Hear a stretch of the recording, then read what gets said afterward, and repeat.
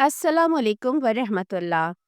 नाजरीन, आज मैं एक ऐसी अमरीकी टिकटॉकर के इस्लाम कबूल करने की कहानी लेकर हाजिर हुई हूँ, जो कि पहले खुद बहुत ज़्यादा इस्लाम फोबिया का शिकार थी और इस्लाम के ख़िलाफ़ टिकटॉक पर बहुत कुछ पोस्ट करती रहती थी।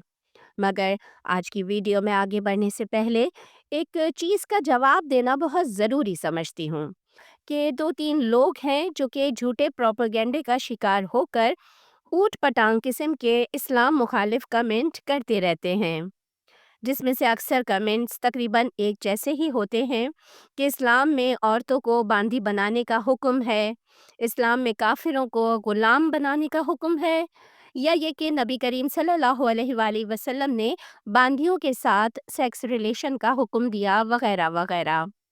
तो इस सिलसिले में वजाहत करना ज़रूरी है कि जो लोग वाकई सच्चे दिल से इस्लाम को जानना और समझना चाहते हैं, उनको बता दूं कि आज से 1400 साल पहले नबी करीम सल्लल्लाहु अलैहि वसल्लम की नबूवत से पहले पूरी दुनिया में आम रिवाज था कि औरतों को बांदी और मर्दों को गुलाम बनाया जाता था, जिसके चार मुख्तलिफ तरीके थे। पहला तरीका ये कि जंगी कैदियों को गुलाम या बांदी बनाने का तरीका था।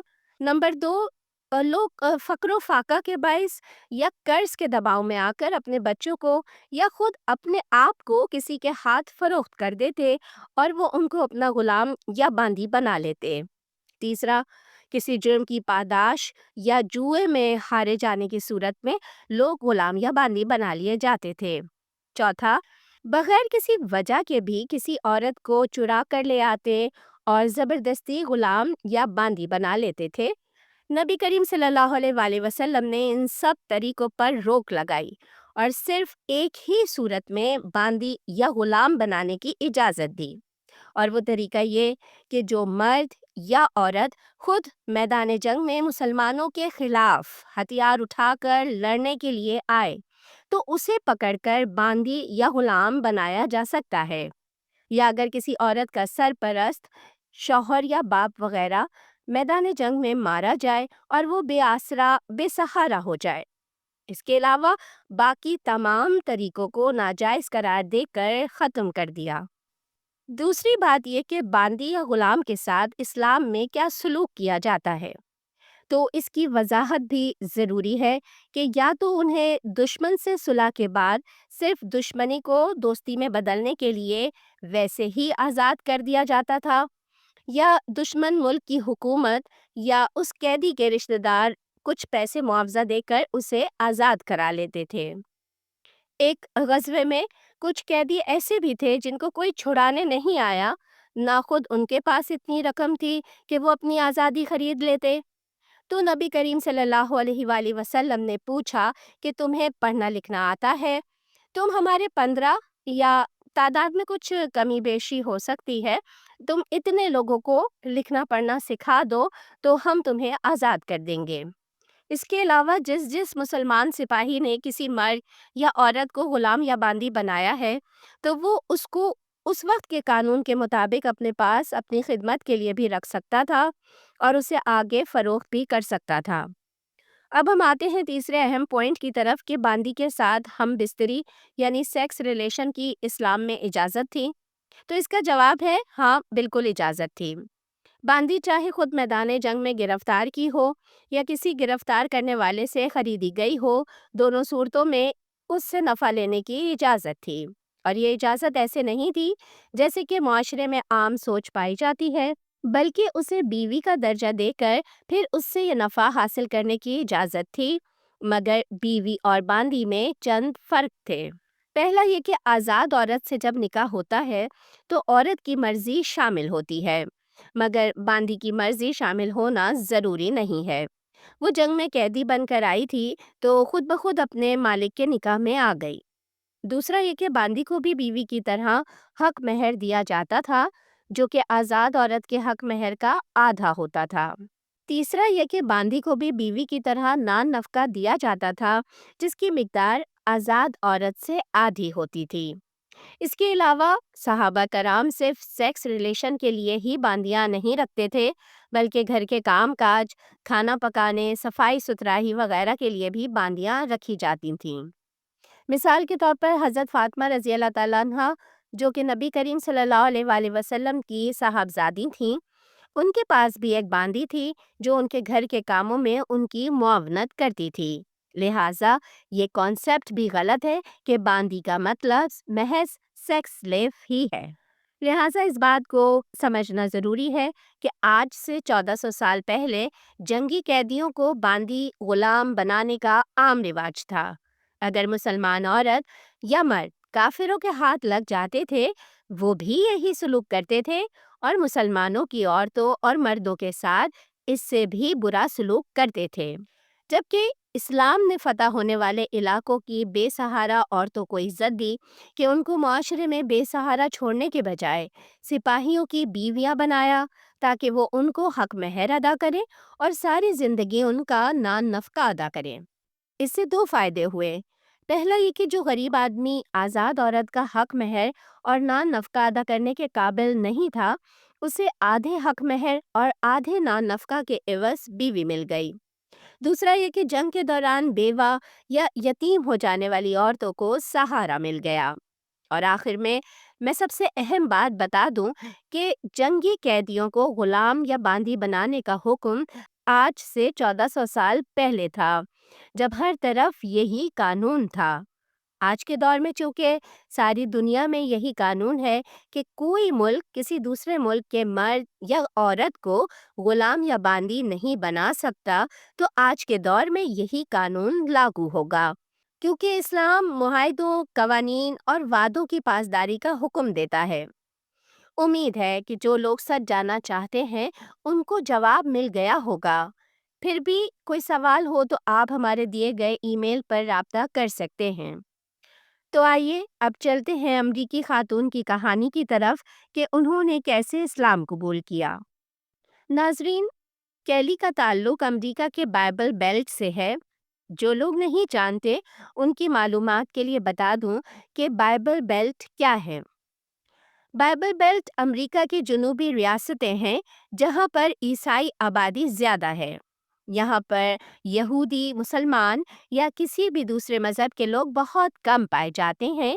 اس علاقے میں چرچ بھی بہت زیادہ ہیں اور یہاں کے لوگ عیسائیت پر عمل درآمد میں بھی زیادہ کٹر ہیں۔ کیلی بھی عام امریکی لوگوں کی طرح اسلام کے بارے میں انہی ساری غلط فہمیوں کا شکار تھی جن غلط فہمیوں میں 90% امریکی مبتلا ہیں، اور اسی اسلام فوبیا کی وجہ سے وہ اپنے ٹک ٹاک اکاؤنٹ پر اسلام مخالف ویڈیوز پوسٹ کرتی رہتی تھی۔ خود سنیے کیلی اس بارے میں کیا کہتی ہے۔ Why did you choose Islam instead of Christianity? I didn't choose Islam.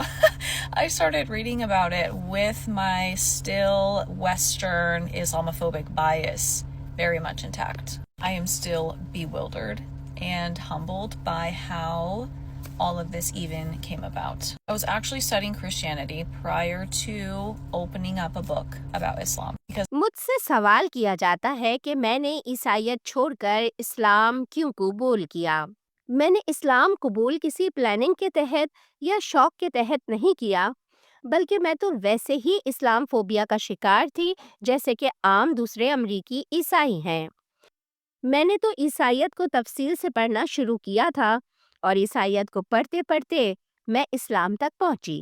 عیسائیت کو تفصیل سے پڑھتے پڑھتے میرے سامنے ایک اسلامی کتاب آئی جسے جب میں نے پڑھا تو اس میں ایسی کئی باتیں تھیں جن سے میں 100% متفق تھی اور مجھے لگا کہ یہ سب کچھ بالکل درست ہے۔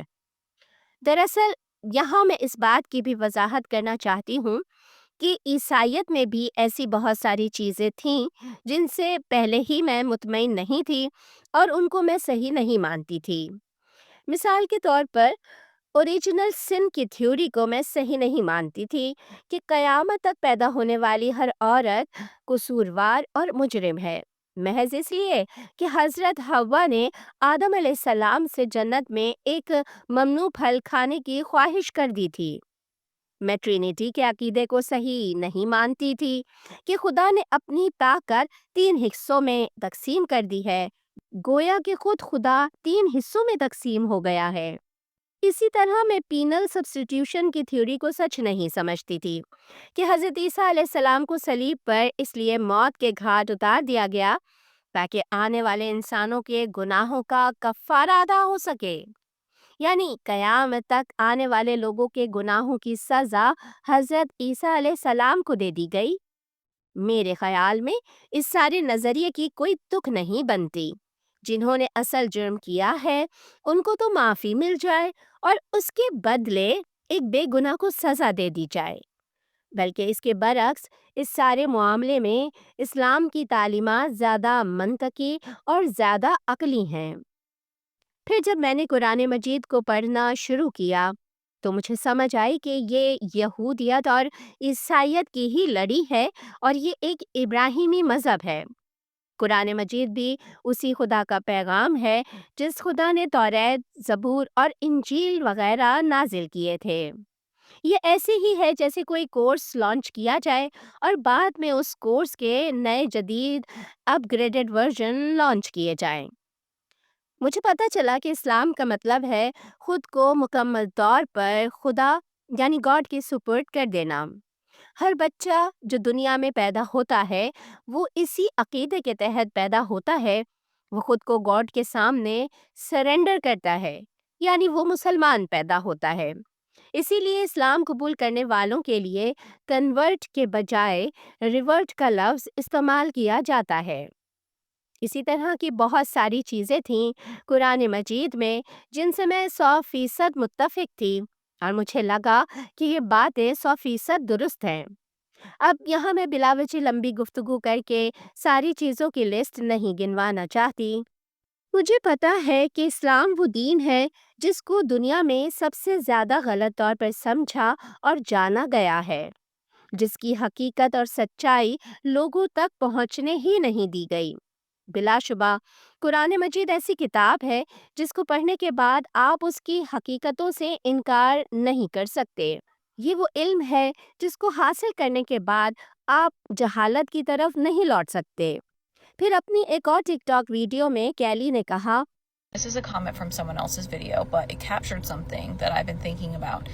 If you convert to any other religion, they don't call you a traitor. And this is because مجھے اکثر لوگ کمنٹ کر کے کہتے ہیں کہ تم غدار ہو، تم نے اسلام قبول کر کے عیسائیت کے ساتھ غداری کی ہے۔ حالانکہ اگر آپ عیسائیت چھوڑ کر یہودی بن جائیں یا اسلام کے علاوہ کوئی دوسرا مذہب اختیار کر لیں تو یہ آپ کو کبھی غدار نہیں کہیں گے۔ یہ لیبل آپ پر صرف اسی صورت میں لگتا ہے جب آپ اسلام قبول کرتے ہیں۔ آپ سب ویورز یقیناً حیران ہوں گے کہ ایسا کیوں ہے۔ میں چونکہ خود بہت عرصے تک اسی اسلاموفوبیا کا شکار رہی ہوں تو میں بہتر سمجھ سکتی ہوں کہ ایسا کیوں ہے۔ ایسا اس لیے کہ اسلام کو عیسائیت کا دشمن دھرم سمجھا اور مانا جاتا ہے۔ میں چونکہ خود امریکی بائبل بیلٹ کا حصہ ہوں تو مجھے معلوم ہے کہ اسلام کے بارے میں یہاں عام تصور ہی یہی ہے اور اس کی کئی وجوہات ہیں، جن میں سے سب سے پہلی اور سب سے اہم ہے پروپیگنڈا، جس کے ذریعے لوگوں کو اسلام کے بارے میں غلط معلومات فراہم کی جاتی ہیں اور انہیں سچائی سے دور رکھا جاتا ہے۔ دوسری اہم چیز ہے کہ عیسائی جس نظر سے، جس زاویے سے حضرت عیسیٰ علیہ السلام کو دیکھتے ہیں، وہ سمجھتے ہیں کہ شاید مسلمانوں کے عقیدے کے مطابق بھی محمد صلی اللہ علیہ وآلہ وسلم کا وہی اسٹیٹس ہے، گویا کہ جیسے عیسائی عقیدے کے مطابق ساری خدائی طاقتوں کے مالک عیسیٰ علیہ السلام ہیں، ویسے مسلمانوں کے لیے محمد صلی اللہ علیہ وآلہ وسلم ساری خدائی طاقتوں کے مالک ہیں۔ چونکہ محمد صلی اللہ علیہ وآلہ وسلم کو نبی مان لینے سے وہ یہ سمجھتے ہیں کہ حضرت عیسیٰ علیہ السلام سے ان کا مرتبہ اور مقام چھین کر محمد صلی اللہ علیہ وآلہ وسلم کو دیا جا رہا ہے، اس لیے وہ اسلام کو اپنا مخالف سمجھتے ہیں۔ تیسری بات یہ کہ عیسائیوں کو یہ بات پتہ ہی نہیں ہے کہ مسلمان بھی حضرت عیسیٰ علیہ السلام کو عزت دیتے ہیں اور ان سے محبت کرتے ہیں۔ کوئی مسلمان اس وقت تک مسلمان ہی نہیں بن سکتا جب تک کہ وہ حضرت آدم علیہ السلام سے لے کر محمد صلی اللہ علیہ وآلہ وسلم تک سارے نبیوں پر ایمان نہ لے آئے اور ان کو عزت نہ دے۔ اور حضرت عیسیٰ علیہ السلام کو اسلام میں بہت بلند چند 4-5 نبیوں میں سے ایک گنا اور مانا جاتا ہے۔ اور مسلمان محمد صلی اللہ علیہ وآلہ وسلم کو گاڈ یا گاڈ کا بیٹا یا گاڈ کی ساری طاقتوں کا مالک نہیں سمجھتے۔ عیسائیوں کو نبوت اور خدا کا وہ بنیادی فرق ہی نہیں پتہ ہے جو اسلام نے بہت واضح کر کے سمجھایا ہے۔ ان کو تو یہ بھی نہیں معلوم کہ اسلام بھی ایک ابراہیمی مذہب ہے۔ وہ سمجھتے ہیں کہ مسلمان محمد صلی اللہ علیہ وآلہ وسلم کی عبادت کرتے ہیں، یا چند ایک کے منہ سے میں نے سنا کہ مسلمان کسی بلیک باکس یعنی خانہ کعبہ کی عبادت کرتے ہیں۔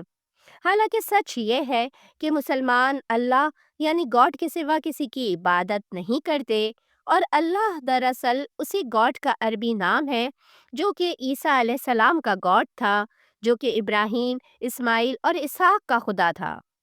حتیٰ کہ اگر کوئی عیسائی اگر اسلام کو اسٹڈی کرے تو اسے پتہ چلے گا کہ عیسائی وشواس بہت حد تک اسلامی وشواس کے قریب قریب ہے۔ حتیٰ کہ یہودی دھرم وشواس سے بھی زیادہ عیسائیت اور اسلام میں سملیرٹیز پائی جاتی ہیں۔ مگر افسوس کہ اپنی جہالت کی وجہ سے اکثر امریکی عیسائی مسلمانوں سے نفرت کرتے ہیں اور یہودیوں کو دوست مانتے ہیں۔ حالانکہ یہودی مذہب کے مطابق نعوذ باللہ حضرت عیسیٰ علیہ السلام ایک گمراہ انسان تھے اور جھوٹا نبوت کا دعویٰ کرنے کی وجہ سے جہنم کے حقدار تھے۔ بس میں اپنی بات کو یہیں ختم کروں گی کہ اکثر لوگوں کو اسلام کی سچائی معلوم ہی نہیں ہے اور انہیں صرف سیکھنے اور جاننے کی ضرورت ہے۔